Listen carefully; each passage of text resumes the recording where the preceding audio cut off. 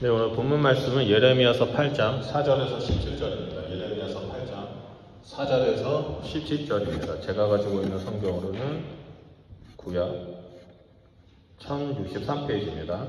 예레미야 8장 4절에서 17절. 말씀은 길지만 우리가 서로 교독하도록 하겠습니다. 제가 4절, 여러분 5절 우리 교독하도록 하겠습니다. 너는 또 그들에게 말하기를 여호와의 말씀에 사람이 엎드러지며 어찌 일어나지 아니하겠으며 사람이 떠나갔으며 어찌 돌아가지 아니하겠느냐.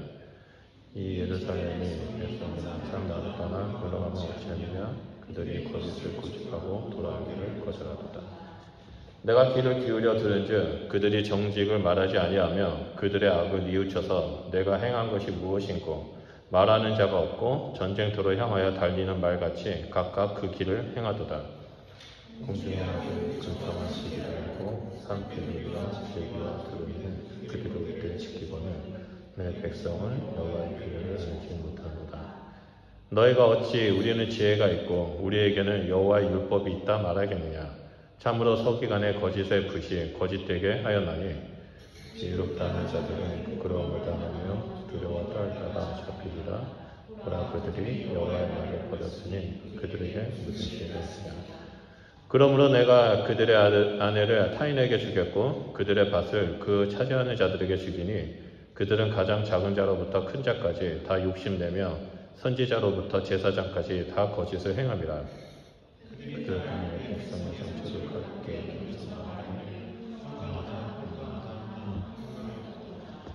그들이 가증한 일을 행할 때 부끄러워하였느냐? 아니라 조금도 부끄러워하지 않을 뿐 아니라 얼굴도 붉어지지 아니하였느니라.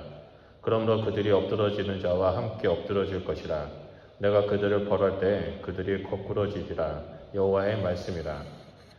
여호와의 말씀이라. 내가 그들을 진멸하니 여호와는 여호와 그것은 그 입술이라. 내가 그들을 죽임이 없어지리라. 우리가 어찌 가만히 앉았으랴. 모일지어다 우리가 견고한 성읍들로 들어가서 거기에서 멸망하자. 우리가 여호와께 범죄하였으므로 우리 하나님 여호와께서 우리를 멸하시며 우리에게 독한 물을 마시게 하심이니라. 우리가 평강을 바라나 좋은 것이 없으며 고침을 입을 때의 바람이 불러오며 그 말에 부끄러지즘이 단에서부터 들리고 그 준마들이 우는 소리에 온 땅이 진동하며 그들이 이르러 이 땅의 그 소유와 성읍과 그 중에 주민을 삼켰도다. 여호와의 말씀이니라. 내가 술법으로도 제어할 수 없는 뱀과 독사를 너희 가운데서 보내리니 그것들이 너희를 물리라 하시도다. 아멘. 그동안 하나님은 예레미야를 통해서 이스라엘 죄악을 고발하셨죠. 그리고 그에 따른 결과로 심판을 말씀하셨습니다. 그리고 오늘 본문 말씀에서는 하나님께서 예레미야를 통해서 이스라엘 백성이 왜 죄악에 빠지게 되었는지 그 원인에 대해서 밝히고 있습니다.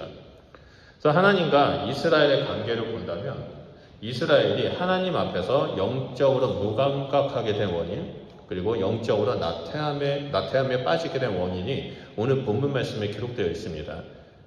우리가 이스라엘이 하나님 앞에 이 영적으로 무감각해지고 나태하게 빠졌다라는 그 원인을 이해하기 위해서는, 좀 더 자세히 보기 위해서는 먼저 하나님과 이스라엘의 그 특별한 관계를 살펴봐야 합니다. 하나님은 이스라엘을 선택하셨죠. 하나님이 이스라엘을 선택하신 이유는 신명기 7장 7절에서 9절에 나옵니다.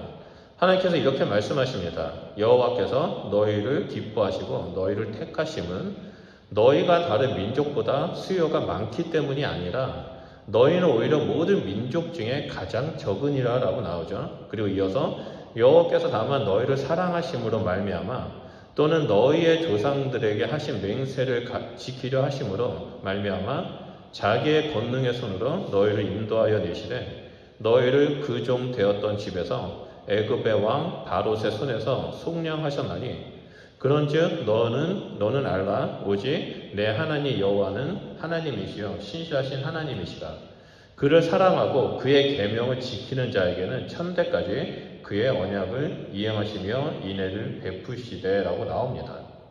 하나님께서 이스라엘 백성을 선택하셨던 이유는 단 하나입니다. 다른 민족보다 그 수가 가장 적었기 때문이라고 말을 합니다. 그것은 이 적은 민족이었다라는 것은 우리가 생각해보면 다른 민족으로부터 이리 치이고 저리 치이는 그런 수많은 괴롭힘을 당할 수 있기 때문이라는, 당했던 것을, 말이 꼬이네요. 이리 치이고 저리 치임을 당했다는 것을 보여줍니다. 그래서 이들은 자신의 힘으로는 살 수가 없습니다.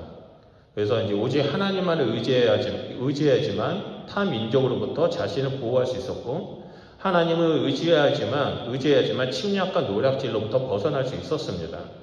더 나아가 이제 그 이스라엘 백성들의 역사를 살펴보면 이들은 주변 강대국한테 끊임없이 침략을 당했던 걸 우리는 성경을 통해서 볼 수 있습니다. 그리고 더 나아가서 그들이 식민지가 되었고 조공을 바치기까지 했습니다.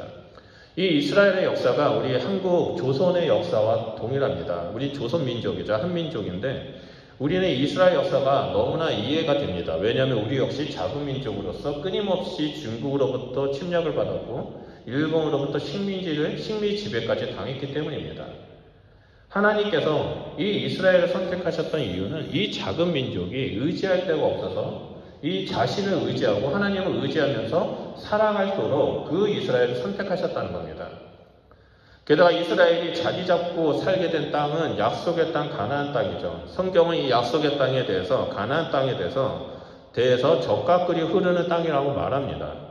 하지만 실제로 여러분 가나안 땅에 가게 될 기회가 되면 보게 되겠지만 그 땅은 결코 젖과 꿀이 흐르는 땅이 아닙니다. 대부분 땅이 90% 이상이 농사를 지을 수 있는 땅이 아닙니다. 건조한 사막으로 이루어졌습니다. 그리고 그 돌산과 돌 계곡으로 이루어진 사람이 결코 정착해서 살 수 있는 땅이 아니었습니다.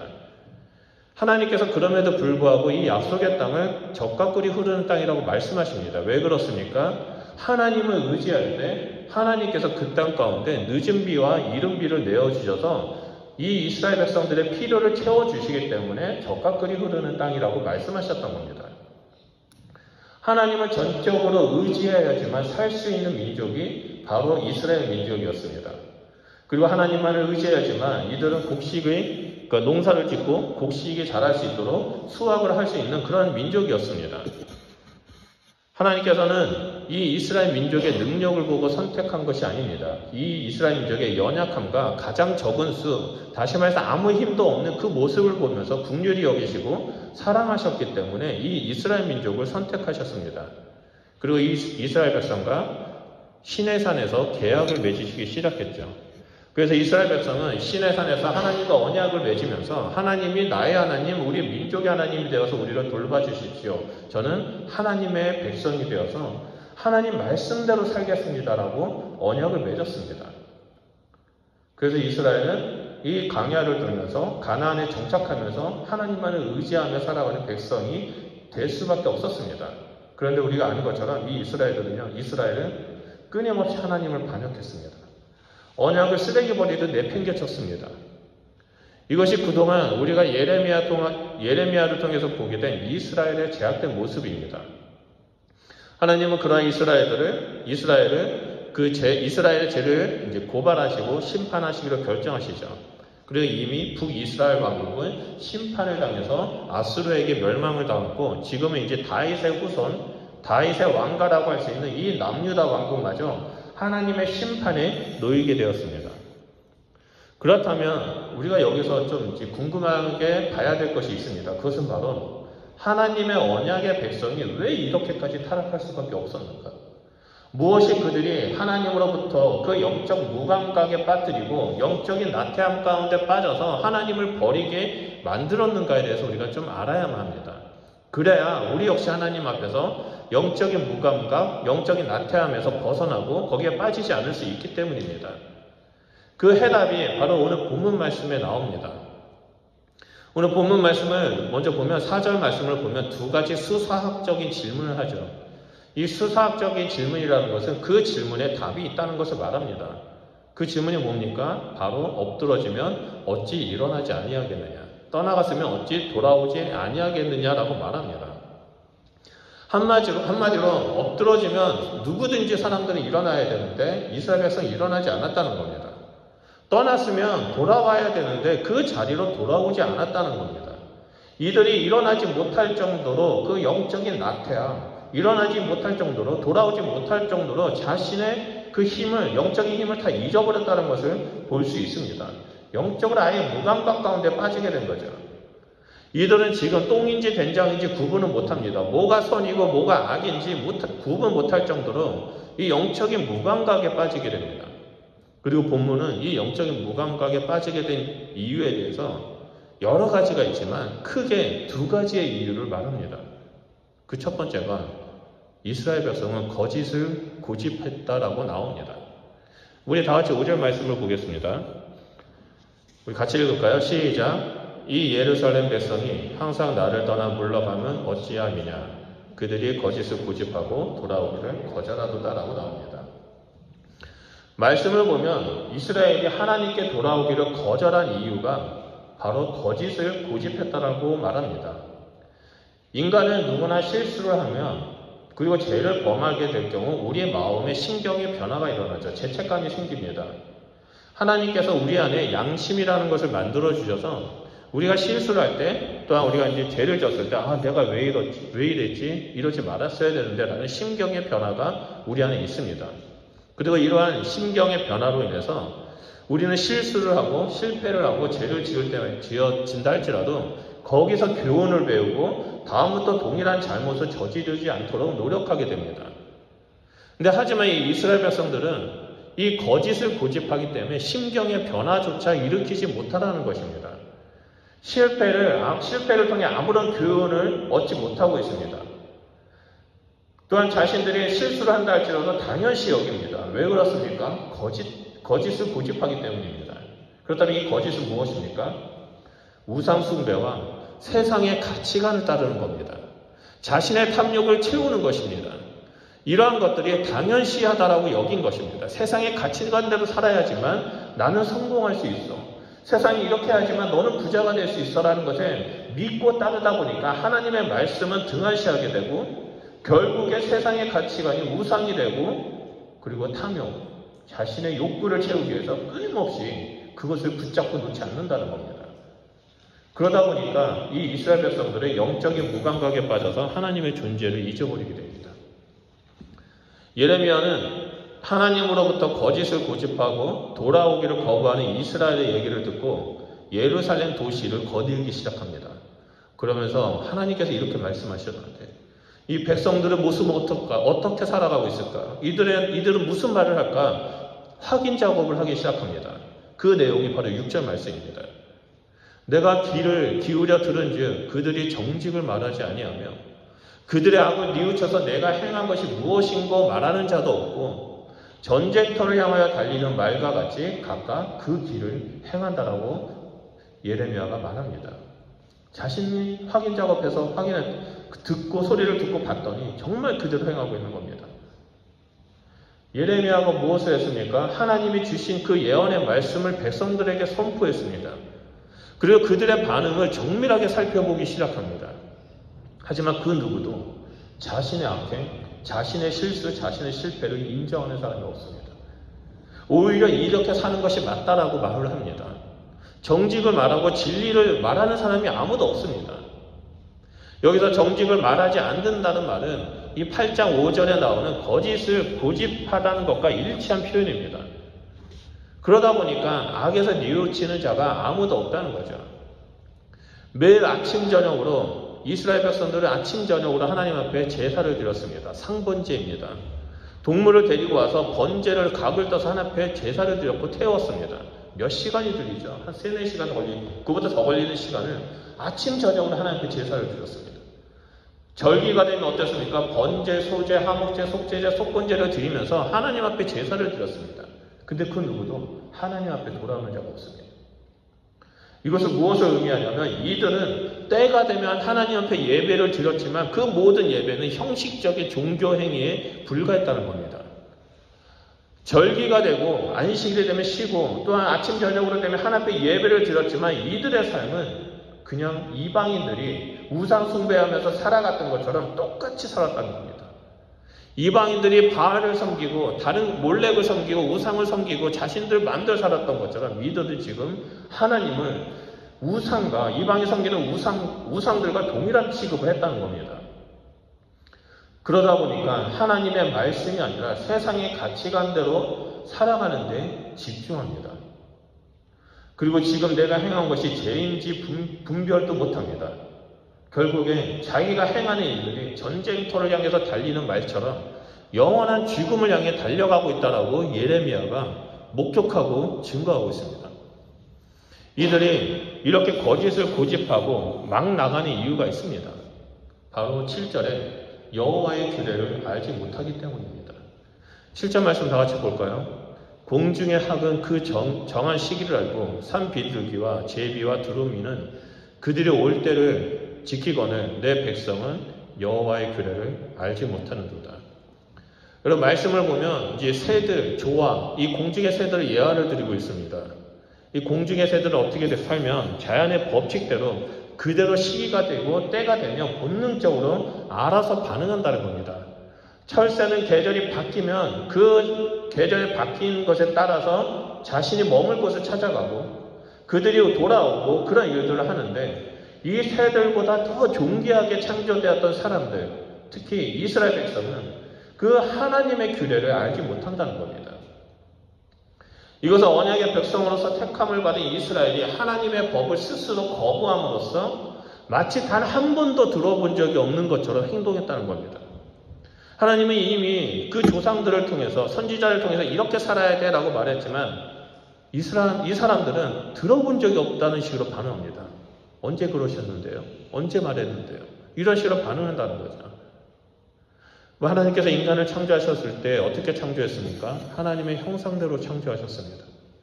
하나님의 형상대로 창조했다는 것은 우리 안에 영적인 본능과 영적인 감각으로 하나님의 말씀을 인지해서 그 영적인 때에 따라 그 흐름에 따라 살아갈 수 있도록 만드셨다는 것을 말합니다. 하지만 이 거짓된 것, 즉 세상의 가치관에 따라 탐욕을 따라 살아가다 보니까 이 영적인 감각을 잊어버리게 됩니다. 이 말씀을 통해서 우리에게 주어지는 분명한 교훈이 있습니다. 그것은 바로 세상의 가치관, 탐욕을 쫓아가는 것에 대해서 경계해야 한다는 겁니다. 오늘날 사단은 우리에게 끊임없이 이 세상의 가치관을 심어줍니다. 이렇게 하면 돈을 더 많이 벌 수 있어. 이렇게 스펙을 쌓고 이렇게 열심히 하고 이렇게 해야지만 너는 이렇게 살 수가 있고 너는 성공할 수가 있어. 미국에서 지난주에 1조 몇천억의 로또가 이제 쌓였다고 하더라고요. 그래서 인구의 90%가 그 로또를 다 샀다고 합니다. 뭐 뽑혔는지 안 뽑혔는지 모르겠지만 왜 그렇습니까? 한방주의. 나는 부자가 될 수 있어. 이런 세상의 가치관들을 심어주고 있다는 겁니다. 사단은 우리에게 끊임없이 세상의 가치관을 심어주고 있습니다. 이렇게 성공하면 저렇게 부자가 되고 이렇게 하면은 더 건강하게 되고 이렇게 하면은 세상 사람들이 너를 우러러볼 거야 라고 우리를 끊임없이 유혹하고 있습니다. 그런데 문제는 이 모든 목적들, 이 유혹들이 하나님의 말씀과 전혀 상관없이 이루어진다는 겁니다. 하나님께서 창조하신 그 창조의 질서에 어긋나버리게 만들고 결국엔 영적인 무감각 상태로 만들어서 하나님을 떠나도록 이끈다는 겁니다. 우리는 이 땅에 살아가면서 이 세상의 가치관에 대해서 경계하고 깨어 있어야 합니다. 그러기 위해서는 매일마다 우리는 하나님 앞에 나와야 한다는 거죠. 주의 임재 앞에 머무면서 말씀 가운데 머물러야지만 우리가 세상의 가치관을 분별하고 하나님 앞에 온전히 설 수 있다는 것을 보여줍니다. 그런데 이스라엘 백성들에게는 여기에 문제가 생겼습니다. 그 문제가 뭐냐면 바로 두 번째로 하나님의 율법을 거짓으로 바꾸어 버렸다는 겁니다. 8절과 9절 말씀을 보면 너희가 어찌 우리는 지혜가 있고 우리에게는 여호와의 율법이 있다 말하겠느냐. 참으로 서기관의 거짓의 붓이 거짓되게 하였나니 지혜롭다 하는 자들은 부끄러움을 당하며 두려워 떨다가 잡히리라. 보라 그들이 여호와의 말을 버렸으니 그들에게 무슨 지혜가 있으랴라고 말합니다. 이 방금 읽었던 우리 8절 말씀, 서기관들은 우리에게 지혜가 있고 여호와의 율법이 있다라는 그 표현이죠. 이 표현들이 잘못된 표현, 거짓이라는 것을 증거하고 있습니다. 이들은 이것이 참된 것이다, 진리라고 주장하지만 하나님은 거짓이 되었다라고 말합니다. 서기관의 붓은 거짓된 붓이라고 말씀하시죠. 한마디로 자신들의 지위와 도구를 활용해서 거짓을 꾸미고 있는 겁니다. 하나님의 말씀을 이용해야 한다는 겁니다. 이스라엘 백성들에게 하나님의 말씀을 가르쳐야 할 자들이 하나님의 말씀을 가르치는 것이 아니라 자기의 철학과 자기의 생각에 하나님의 말씀을 이용해서 가르치다 보니까 이스라엘 백성들이 하나님 말씀 앞에 머물지 못하는 겁니다. 세상의 가치관대로 따라가는 겁니다. 이 지도자들도 세상의 가치관대로 권력을 잡고 권위를 잡고 돈을 붙잡기 위해서 하나님의 말씀을 이용합니다. 윗물이 맑아야 아랫물이 맑다라는 그 속담 내용처럼 말씀을 가르쳐야 되는 이 사람들이 먼저 타락을 하니까 그 백성들도 동일하게 타락했다는 겁니다. 우리는 여기서 여호와의 말을 버린다는 것은 무엇을 가리키는지, 그리고 도대체 서기관들은 무슨 일을 하는 자인지 알아야 합니다. 그래야지 이 말씀을 이해할 수 있습니다. 먼저 여호와의 말을 버렸다라는 말은 이스라엘이 여호와의 목소리에 귀를 기울이지 않았다는 겁니다. 하나님 말씀을 보지도 않고 듣지도 않았다는 겁니다. 하나님은 반복해서 이스라엘에게 선지자를 보내서 하나님 말씀을 선포했지만 그들은 듣지 않았습니다. 저 인간 또 저러네. 이 잔소리 좀 봐. 너무 듣기 싫어. 그러고 넘어갔다는 거죠. 그리고 본문 말씀에서도 예레미야는 계속해서 하나님의 말씀을 선포했지만 그들은 듣지 않았습니다. 귀를 기울이지 않았습니다. 오히려 평강이 있지 심판이 있지는 않을 거야 라고 말을 합니다. 그러한 상황 속에서 서기관이 해야 할 일이 있는데 이 서기관들은 율법을 해석하고 가르치고 붓으로서 그 성경을 필사해서 사람들에게 여러 지역에 나눠주는 일들을 해야만 했습니다. 특히 이 서기관들은 레위 지파이죠. 제사장의 계열입니다. 그래서 제사장의 역할을 했습니다. 성경에 나타난 서기관의 역할을 보면 크게 5가지가 나옵니다. 첫 번째 역할이 율법을 보존하는 겁니다. 그리고 율법을 실천하는 거죠. 율법을 보존하기 위해서 계속 필사합니다. 둘째는 율법을 백성들에게 가르치는 자들입니다. 세 번째는 재판관의 역할을 합니다. 말씀대로 이 백성들을 재판을 해서 옳은 길로 인도하는 자입니다. 그리고 율법을 연구하고 신학자의 역할을 해서 온전한 율법을 세상의 백성들에게 알려야 합니다. 마지막으로 성경을 복사하고 필사하고 글을 남기는 그런 일들을 하는 자들입니다. 이렇게 율법을 연구하고 가르쳐야 하는 이 자들이, 서기관들이 여호와의 말에 귀를 기울이지 않습니다. 이들은 스스로 지혜와 율법이 있다라고 자부하지만 하나님의 말씀에는 무관심했습니다. 특히 8절 후반부에 서기관의 거짓의 붓이 거짓이 되게 하였나니라는 표현은 이들도 자신의 욕심을 위해 율법을 이용했다는 겁니다. 내 탐욕을 위해 세상의 가치관대로 살아가면서 성공하기 위해 율법을 이용해서 사람들에게 알렸다라는 겁니다. 지금 종교 지도자들이 모두 욕심을 내고 거짓을 행하고 평강이 없는데 평강이 있다라고 외치면서 가증한 일을 행합니다. 그러면서 조금도 부끄러워하지 않습니다. 지금 이들의 마음에는 하나님이 없습니다. 오직 자신의 이익을 위해서 하나님을 이용하고 멀리하고 있습니다. 여호와의 율법을 교묘하게 거짓되게 가르치고 백성들은 그게 정말 진리인지 따르고 있습니다. 여러분 10절 말씀을 보면 서기관을 비롯한 지도자들의 심판에 대한 내용이 나오는데요. 그들의 아내는 타인에게 넘어간다고 말합니다. 가정이 파괴된다라고 말하죠. 토지는 타인이 차지하게 될 것이라고 말합니다. 그 이유는 가장 작은 자로부터 큰 자까지 모든 지도 계층에 있는 사람들은 다 욕심을 내고 선지자부터 제사장까지 모두 다 거짓을 행하고 있기 때문입니다. 그들이 백성들에게 가르치는 말을 한번 보십시오. 11절에 그들의 딸이 내 백성, 즉 이스라엘 백성에게 그들이 받은 상처를 가볍게 여기면서 평강하다라고 말하고 있다는 겁니다. 하지만 실상은 평강이 단 1도 없습니다. 분명 하나님은 이스라엘의 그 죄악을 고발하고 진노의 심판이 임할 것이라고 말씀하십니다. 종교 지도자들은 그 반대로 그럴 리가 없다. 저 예레미야는 거짓말하는 거다. 지가 잘 먹고 잘 살기 위해서, 지가 우리보다 더 높은 자리에 앉기 위해서 심판이 있다라고 공포감, 그 거짓 뉴스를 만들고 있다. 거짓말이다라고 말하고 있다는 겁니다. 우리에게는 오직 평강만이 있다. 왜냐하면 우리는 율법이 있기 때문이다라고 가르치고 있습니다. 하지만 하나님은 이 예레미야를 통해 이 백성들의 거짓된 길로 인도하고 있다는 것, 이 서기관들이 종교 지도자들의 백성을 거짓된 길로 인도하고 있다라고 말씀하십니다. 하나님의 뜻과 무관하다라고 책망하십니다. 결국 심판으로 12절에 이스라엘은 엎드러질 것이고 거꾸러질 것이라고 말씀하십니다. 종교 지도자의 영적 무감각에서 온 거짓 메시지가 예루살렘 전체를 영적 무감각으로 만들었습니다. 이 말씀이 너무나 무서운 말씀입니다. 왜냐하면 하나님의 백성들 우리 모두가 영적인 무감각하게 되었을 때 하나님의 말씀을 버린다면 우리를 통해 우리 주변에 있는 사람들까지 악한 영향력을 끼치고 있기 때문입니다. 하나님이 이 책임을 분명하게 물으실 것입니다. 먼저는 말씀을 거짓으로 만들어서 자기 마음대로 살아가는 자들, 이 말씀을 자신의 생각과 자신의 철학대로 이용하고 해석하는 자들을 하나님께서는 심판하실 것입니다. 저 같은 목회자들이겠죠. 정말 조심하고 정말 경계해야만 합니다.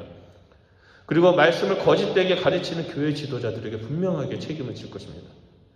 그러고 나서 그 말씀을 하나님 앞에 나아가지 아니하고 동일하게 말씀을 거짓되게 여기고 살아가는 그 사람들, 백성들을 하나님께서 심판하실 것입니다. 오늘날 주변을 보면요, 교회에 너무나 말씀을 이상하게 해석하고 가르치는 자들이 너무나 많습니다. 어떤 사람들은 예수님은 절대 오지 않는다, 강단에서 예수님은 오지 않는다라고 말하는 사람이 있습니다. 심지어 이탈리아에 있는 유명한 신부죠, 카톨릭의 영적인 지도자로 알려져 있는 사람이 이런 말을 했습니다. 교황은 아니고요, 추기경인데, 예수님이 포도주를 너무 많이 먹어가지고 술 취해서 다시 올 거야 라고, 기분이 너무 좋아서 너무나 술 취해가지고 주정으로 다시 올 거야 라고 말한 거다라고 말합니다. 얼마나 참담합니까? 예수님이 다시 오지 않는다라고 선포하는 사람들이 있습니다. 그리고 지금 내가 지금 행복하게 살고 있다면 그것은 신앙생활을 잘하는 거기 때문에 하나님이 축복하신 거야 라고 말하는 사람들이 있습니다. 하지만 성경은 분명하게 마지막 때가 되면 거짓 선지자, 거짓 교사들이 나타나서 성도들을 미혹할 것이라고 말하고 있습니다. 여러분, 거짓 선지자, 거짓 교사는 꼭 이단들을 말하는 것이 아닙니다. 고린도전서나 갈라디아서나 바울이 말했던 거짓 선지자, 거짓 교사들은 모두 다 예수님을 구주로 믿은 사람이었습니다. 예수를 하나님의 아들로 믿은 사람이었습니다. 하지만 이들은 자신이 가지고 있는 철학과 사상을 위해서 하나님의 말씀을 이용해 그 복음을 변질시켰던 자들이었습니다. 그런 자들을 거짓 선지자, 거짓 교사라고 말했습니다. 이렇게 하나님의 말씀을 자기의 철학대로 거짓된 붓을 사용하는 사람이 우리 주변에 늘 있다는 것을 우리 깨달아야만 합니다. 그렇기 때문에 우리가 더더욱 깨어 있어야만 합니다. 영적으로 분별해야만 합니다. 그렇지 않는다면 우리는 영적인 무감각에 빠져서 이스라엘 백성처럼 행하는 자들이 될 수밖에 없다는 겁니다. 이 마지막으로 13절에서 17절 말씀을 보면 하나님께서 영적인 무감각에 빠진 자들에 대한 심판을 선언합니다.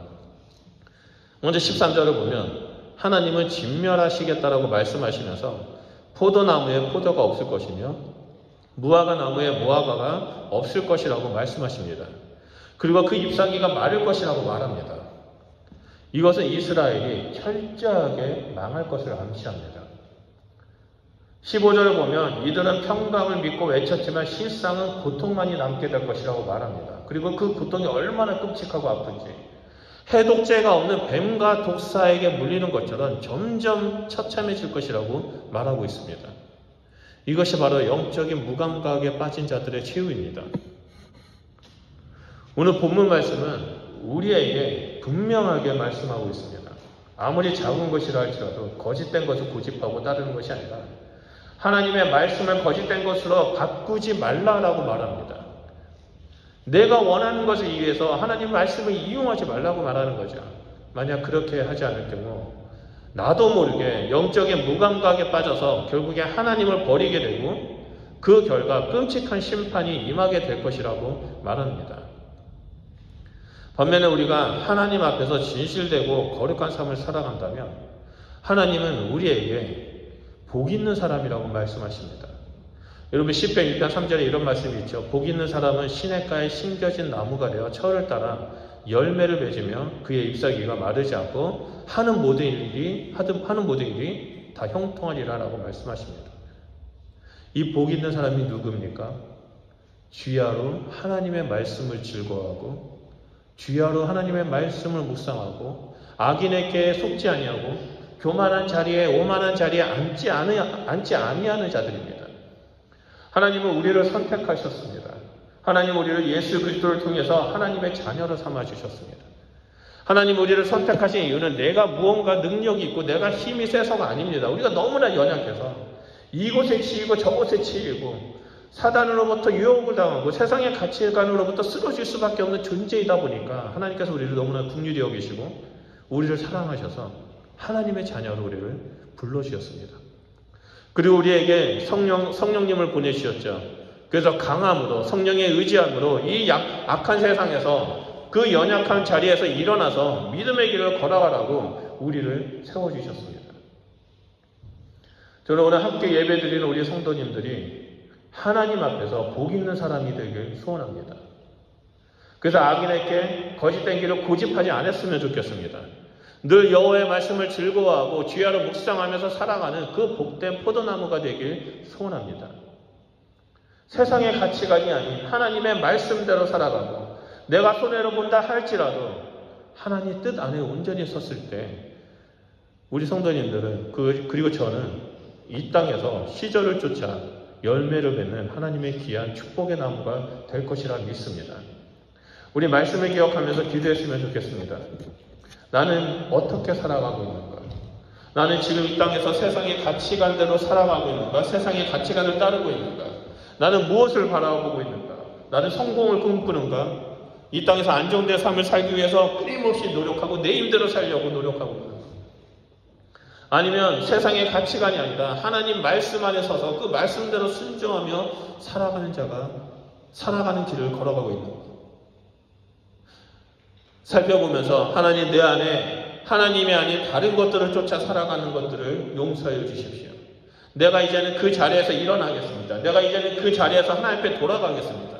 하나님 저를 긍휼히 여겨주시고 아버지 제 안에 은혜를 베풀어 주셔서 다시 한번 하나님 앞에 온전히 서 있는 자가 되게 하시고 하나님의 그 보좌로부터 흘러나오는 생수의 강물에 심겨지는 나무가 되어서 형통케 되는 잎사귀가 마르지 않고 철을 따라 열매를 맺는 그런 형통한 삶을 살아가는 자가 되길 소원합니다.